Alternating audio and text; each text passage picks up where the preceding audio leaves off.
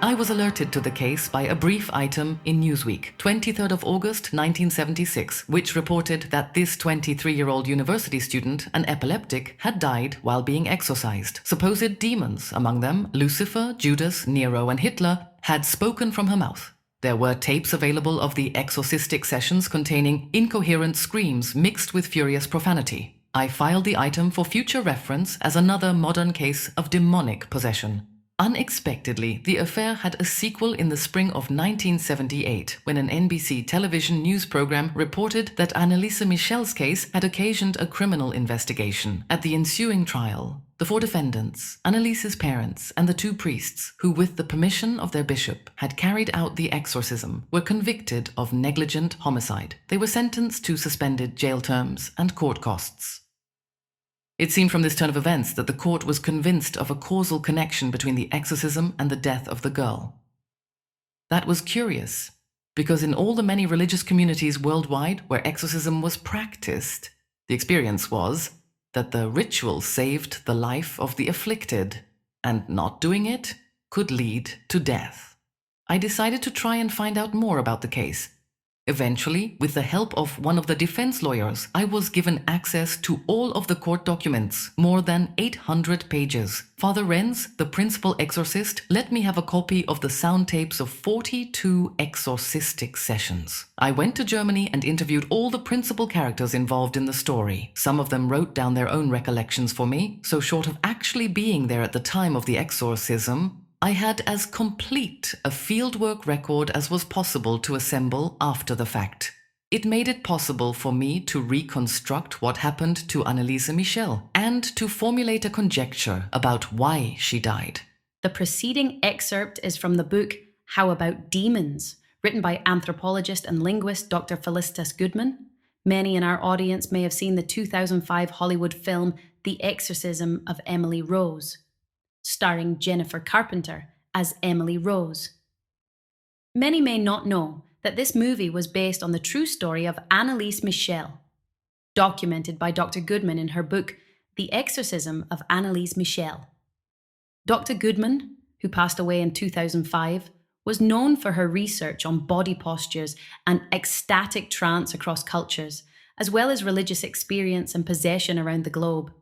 She wrote many books and articles on these subjects, but perhaps her most famous publication is The Exorcism of Annaliese Michel, simply because it inspired the 2005 Hollywood film The Exorcism of Emily Rose. Dr. Goodman was a consultant on the film, and her work was referenced and embodied in the character of Dr. Adani, portrayed by Shohreh Aghdashloo, the possession expert who gives testimony in the trial depicted in the film. Dr. Goodman passed away before the film's theatrical release. Today we take the deep dive into Anneliese's story. Anneliese Michel, a young German woman, experienced a harrowing series of events beginning in 1969 that culminated in her death in 1976, sparking debates about the intersection of medical science, mental health, and religious belief. Her symptoms, which included seizures, visions, along with violent and bizarre behaviours, were interpreted by her family and some clergy as demonic possession, while medical professionals diagnosed epilepsy and related conditions. Despite medical treatments and extensive exorcisms, Anneliese's condition deteriorated, leading to her tragic death from dehydration and starvation. The case, marked by a clash between modern medicine and traditional religious practices, remains a poignant example of the challenges in addressing complex psychological and neurological disorders within a cultural context that embraces spiritual explanations. While Anneliese's sisters were robust and healthy, Anneliese was small for her age and often sickly early on. Her mother, Anna, blamed this on the fact that she was so weak herself from the years of food rationing and ongoing hunger during the Second World War. Food insecurity endured after the war, and throughout this period, women often turned to foraging for berries and mushrooms in the surrounding forests in order to keep their families fed. Anna felt that her own physical condition made for a poor start for her first child, who was born in 1952. At a very early age, Anneliese caught measles, then mumps and scarlet fever by 4 or 5 years old. Larger children tended to bully her at school right away. Eventually, though, her health improved. She caught up with the other children physically, and she learned to love school and excelled in most subjects. She even talked of becoming a school teacher someday. She was happy for a time. Josef Michel, her father, wrote a letter to Dr. Goodman, speaking of how happy Anneliese was as a girl. She and her sisters loved to sing. They all had a good ear for music, played various musical instruments, and loved to harmonize when they sang. He wrote, "That was always very lovely, a very happy time." Especially Anneliese had a way of just glowing with joy. Anneliese's real troubles began in her teenage years, with seizures and disturbing visions that she initially kept private. In 1968, at age 16, she experienced her first seizure in the middle of the night, after a brief blackout in school earlier that day. At midnight, she woke up to an invisible force pinning her down to her bed. Her limbs were stiff, she bit her tongue, felt paralyzed, and she could not breathe easily or scream for help. The force pressed into her abdomen and caused her to wet the bed. It was a frightening experience, and she thought she must be dying.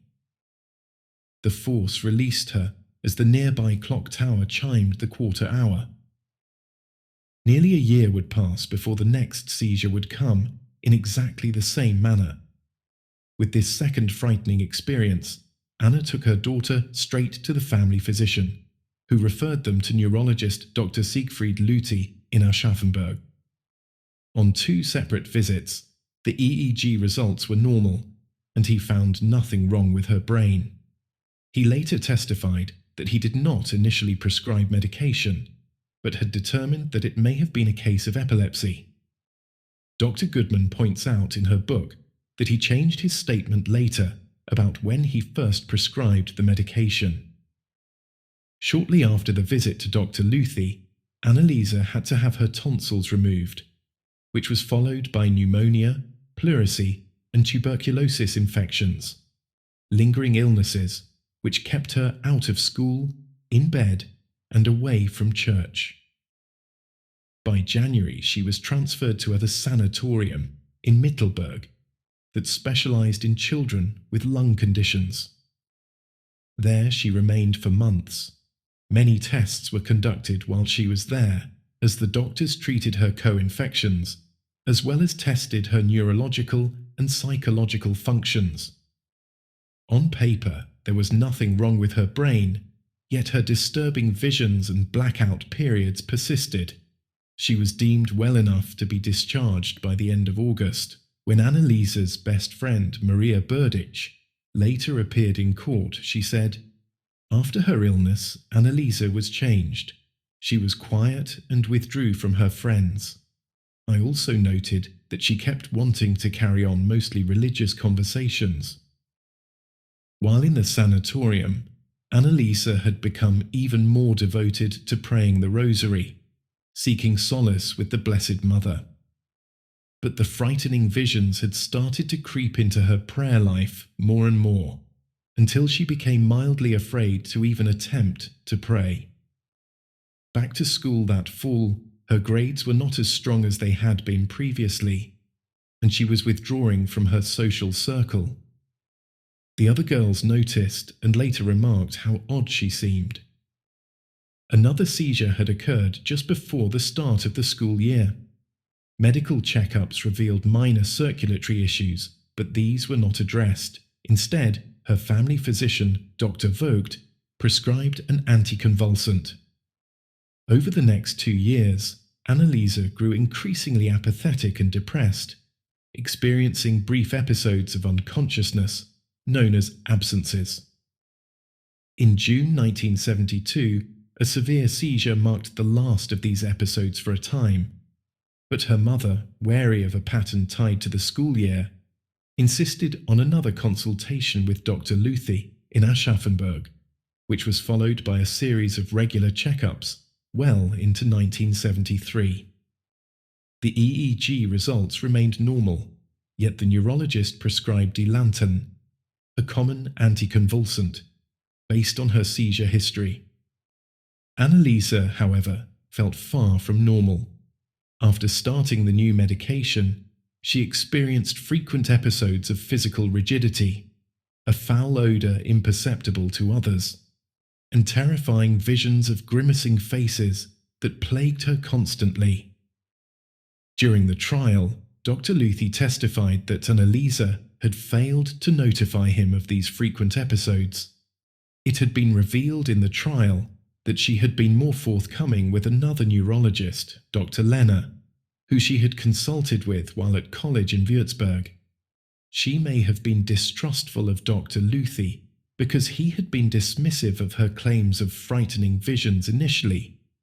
But there were also complex cultural differences at play in Germany at that time, according to Dr. Goodman. In the spring of 1973, a new symptom came about. Anneliese described a strange knocking in the walls of her bedroom. When she mentioned it to others, it became apparent that only she could hear the sound. Her mother observed alarming behaviours.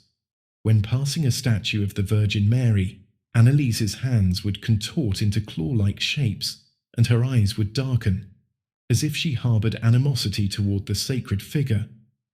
These symptoms escalated during a pilgrimage to San Damiano, Italy, a shrine to the Virgin Mary popular among the laity, but not officially recognised by the Catholic Church. Anneliese could not enter the shrine, claiming the ground burned her feet, and she averted her gaze from religious images. On the return journey, she exhibited disturbing behaviours, tearing apart a rosary, speaking in a deep, unnatural voice, and attacking a pious tour guide. She later described feeling controlled by an external force, stating, "My will was not my own." Before starting college in Würzburg in September 1973, Anneliese consulted Dr. Luthi once again at her mother's urging. She described feeling empty, powerless, and tormented by visions of devils inside her, predicting an apocalyptic end by fire.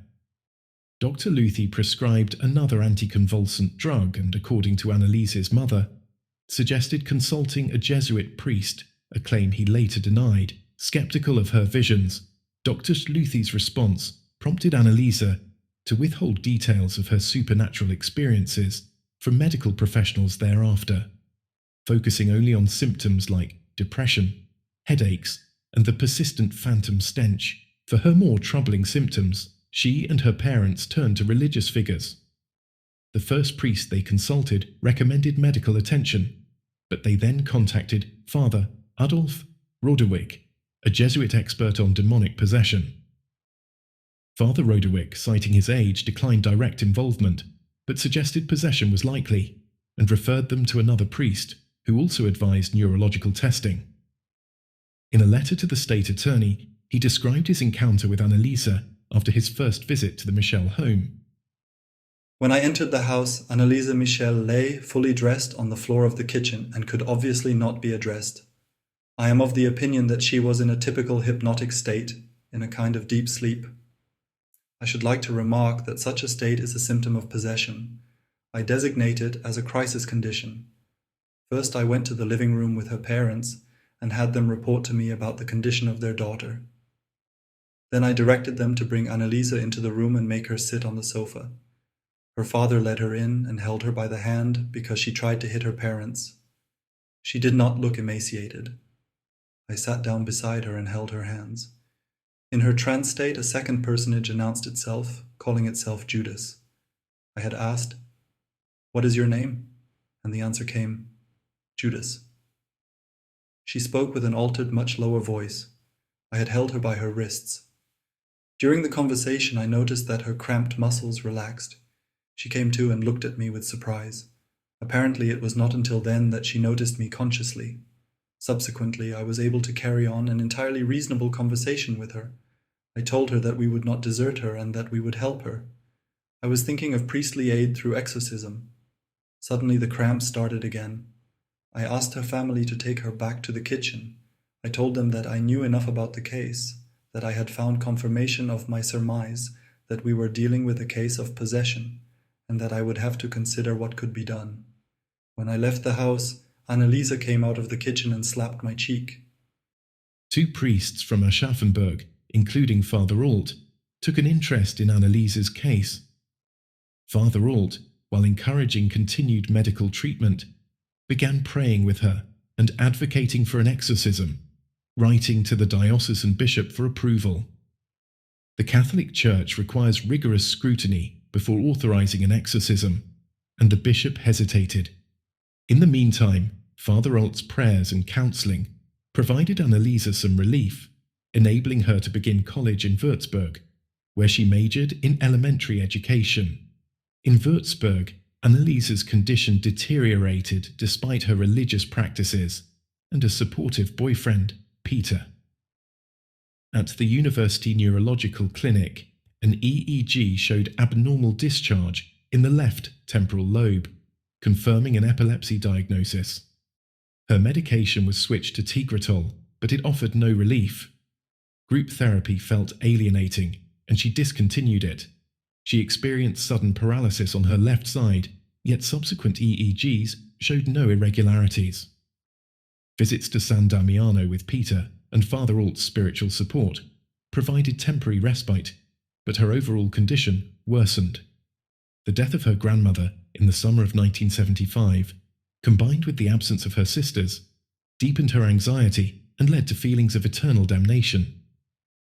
A college friend described a chilling incident in July 1975, where Anneliese's face contorted into a hideous grimace, and her body stiffened for half an hour during a conversation. By late 1975, Anneliese's symptoms escalated dramatically. She returned home, unable to continue at college, and exhibited extreme behaviors, walking stiffly, tearing up rosaries, screaming gutturally, and attacking sacred objects. She displayed superhuman strength, crushing an apple effortlessly and throwing her sister Roswitha to the floor. She engaged in self-destructive acts, such as eating flies, chewing coal, and rolling in coal dust or icy water for relief from intense body heat. Her sleeplessness, incessant screaming, and violent outbursts overwhelmed her family, who sought Father Rodewick's help again. Father Rodewick visited in September 1975 and observed Anneliese in a trance-like state, speaking in a low voice identifying as Judas. Convinced of possession due to her aversion to sacred objects and altered behavior, he recommended exorcism. With Father Alt's advocacy, the bishop authorized Father Arnold Renz to perform the rite, following the Rituale Romanum. Anneliese's first exorcism took place on the 24th of September, 1975. For that session, we have no tape, only Father Renz's diary entry. It affords us a good impression of how quickly Anneliese learned to enter the trance, that is, to institute ritual control over the possession, 24th of September 1975. Arrive at 16 hours. Started exorcism according to instructions. Anneliese, or rather the demons, behaved rather quietly at first. Anneliese is being shaken more and more strongly. Anneliese, or rather the demons, react most violently against the holy water. She starts screaming and raging. Anneliese knows everything. She knows what it is that she said. Apparently, she is always fully conscious. No amnesia at all. Anneliese is held by 3 men, so she would not injure herself or others, by Herr Hein, her friend Peter, and her father. She wants to bite right and left. She kicks toward me. Sometimes she simply hits toward the front. At first she sits on a chair, then on the couch. She is not allowed to remain lying down. Sometimes she does it but has to get up again right away.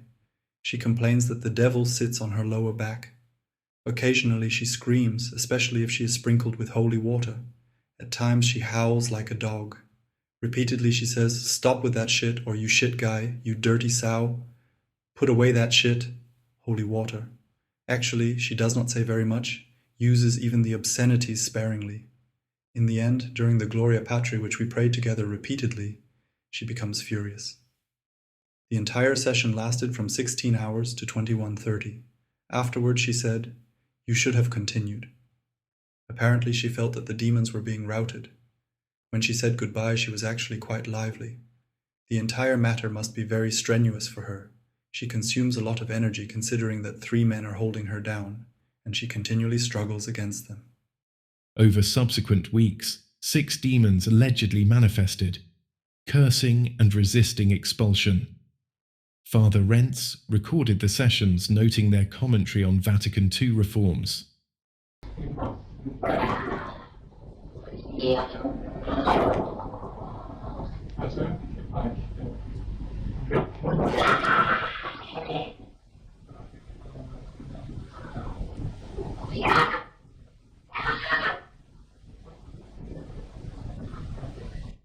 Anneliese also reported visions of benevolent figures like the Virgin Mary and began a diary of these revelations.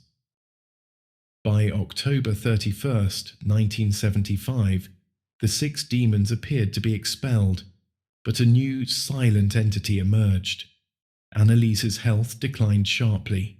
She refused food, battered herself, and suffered relentless convulsions. Despite continuing her Tegretol and exorcisms, she grew emaciated and weak. On July 1st, 1976, she died, having predicted that all will be well. The autopsy attributed her death to starvation, exacerbated by her physical exertion during exorcisms. Hermetic astrologer Enoch Boone became interested in the story of Anneliese Michel in 2004 after attending a dinner party at Dr. Goodman's home in New Mexico, where the pair discussed the case. He has investigated the case through the lens of astrology and has said, "Many who have developed some degree of clairvoyance have come across the hideous and distorted forms of the lower astral plane. I had wondered if I looked at the astrology of Anneliese, would I find a Neptune conjunction to the moon, or perhaps one of the other outer planets in a hard aspect to the moon. I found she did indeed have a conjunction of Neptune to her moon, and the outer planets Uranus and Pluto were also in strong aspect. I found over the years that the outer planets in aspect to the moon especially often create an unwanted or destabilizing effect on the personality. Neptune particularly can create issues with health, weak immunity, mystery illnesses of various kinds that are hard to diagnose, and difficulty with personal and psychic boundaries. Her early childhood struggles with illness suggest this influence acting negatively, and a weakening of the aura can cause energetic leakage and make one prone to the influence of negative entities, astral shells, or quite simply, demons. I want to stress here that about 1 in 28 to 1 in 100 people can be born with this conjunction in any given month, depending how generous the orb is. So I don't want to scare everyone with a Neptune conjunction or hard aspect to the moon. What was experienced by Anneliese was an extreme example of the influence of Neptune that had, in my opinion, other contributing karmic factors. One of these factors that jumps out is Pluto is at 22 degrees of Leo and is in a strong sextile to her moon at 22 degrees of Libra. Pluto is also conjunct her south node at 21 degrees of Leo, another indication of potential issues of an occult nature. It could well indicate a previous life of misuse of occult practices that left her, in this life, open to possession. In the work of Dr. Goodman, there is a lot of speculation on the true cause of Anneliese's death. Was it possession and a failed exorcism? Or was it that she was suffering from epilepsy and seizures and taken off medications that would have saved her life? I'm inclined to ask, why not both? Maybe the seizures were a manifestation of the possession. I am not a doctor, but as an astrologer, my astrologically informed opinion is that she suffered from excessive psychic openness, and I'm quite convinced she was in fact a victim of demonic possession. The court case following Anneliese's death held the exorcists and her parents responsible, arguing that medical intervention, such as tranquilizers, force feeding, or electroshock could have saved her life. Psychiatrists consulted by the court were unfamiliar with possession or dissociative disorders, and their recommendations overlooked the complexity of her case. The work of Dr. Goodman suggests that Annaliese's psychoactive medications may have disrupted the trance-like states associated with her symptoms, as evidenced by changes in her speech patterns and loss of the glossolalia curve. The speech patterns observed in people caught up in a religious trance, such as the speaking in tongues of the Pentecostal experience, is called glossolalia. Dr. Goodman's work included the study of this phenomenon, but Annaliese's awareness during exorcisms, unusual for possession cases, may have stemmed from the prolonged efforts to secure church approval, requiring her to articulate her experiences clearly. In other words, had she been able to stay in her trance, the exorcism process may have been successful. Had the exorcism been completed, the entity or entities may have been expelled, and Anneliese may have had a chance to recover. In Dr. Goodman's research, the ability of the possessed person to stay in a trance state can allow the entity to complete its mission, so to speak, which usually encourages the possessing force to vacate the body. The medications that Anneliese was taking may have interfered with the process of the possession exorcism by interrupting the brain's ability to stay with the trance experience. The aversion to sacred objects, altered voices, and violent behavior are consistent with possession or severe dissociative disorders. The interplay of epilepsy, psychological distress, and cultural beliefs in 1970s, Germany created a tragic outcome, where neither medical nor religious interventions fully addressed her needs. The case underscores the challenges of treating complex mental health issues in a context where spiritual explanations hold significant sway, highlighting the need for integrated approaches that bridge medical and cultural perspectives. Like any horror movie, the film The Exorcism of Emily Rose employed lots of visual and sound effects to illustrate the frightful experience of a person who is preyed upon by demonic forces, and, of course, to scare the audience. It was a sensationalized retelling of Annaliese's story, with some parts omitted or changed.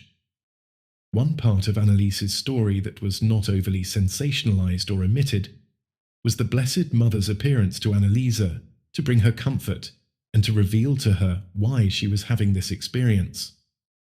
Mary told the girl that her suffering would eventually help many people around the world come to know that the spiritual realm is real, and Anneliese, deeply devoted to Jesus and Mary, was ready to take on that burden. Dr. Goodman knew the spiritual realm was real through her work as an anthropologist, having documented many cases of possession, and destiny would have it that her work would someday inform people around the world that the spiritual realm is real, and that our acceptance of it and interaction with it matters deeply to the human experience. Thank you so much for joining us today. We hope you found this episode truly interesting. We'd love to hear what you think about Anneliese Michel's case. Do you think she was simply a sick girl whose doctors failed to correctly diagnose and treat her? Or was she possessed by demons and the medications interfered with the exorcism process? This is a topic we would like to come back to.